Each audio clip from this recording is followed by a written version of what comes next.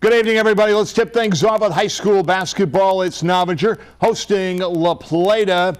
Laplata in red. Nice move by Seth Brown, who will touch his shoes after he scores. Novinger would get those points back. Keaton Tate gets two underneath. Great move by Tanner Riggins, who goes baseline. Then number 23 would score in the paint. It was all Laplata as they would go on to win it 57-45. Pretty much the same story in the girls' game.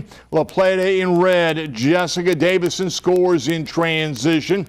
Nice defense by Novinger's Matheny. She'll get the steal and the basket at the other end. But in the end, Laplata would go on to win it big. The final 46-15. In other girls' games, Milan beat Green City 51-27. It was Macon 47, Putnam County 23. Bevere lost to Hale 38-30. Cardinal was 4 better than Pekin 54-50. And Atlanta stopped Brashear 60-47. In boys play, Putnam County pulverized Macon 72-56. Bevere bounced Hale 71-42, and it was Atlanta 91, Brashear 62.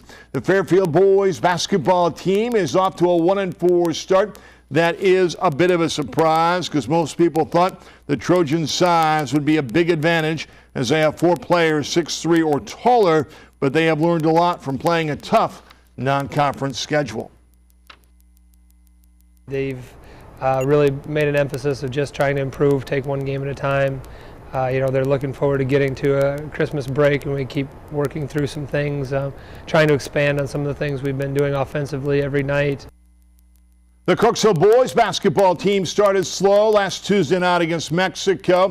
They lost by 20. Tomorrow night, they travel to Fulton, and they look to get off the bus ready to go. We got to get going a little bit quicker than we did the other night. We struggled big time in that first half. We kind of came out of it a little bit in the second half, but we just didn't have the effort we needed to compete with those guys. The Kirksville girls will be on Friday and Saturday as Fulton and Macon come to town. These two opponents could give the 6-0 Tigers their first challenge of the year. We know we're a good team and that we can play with anybody, and because we have chemistry and stuff, but we'd like to see how far we can be pushed. And I think Macon will be a good game, and we still have Fulton on Friday, but it should be interesting.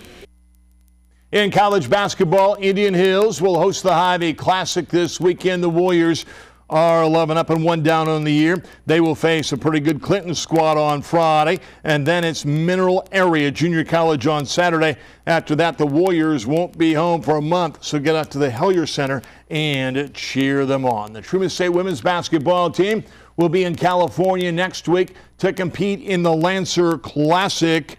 This will be a business trip as they're not going to take a drive-by tour of Snoop Dogg's boyhood home in Compton. The only drive-bys Truman State is interested in is driving by 2 very tough opponents, California Baptist and Vanguard. You want to challenge your team, see where you're at.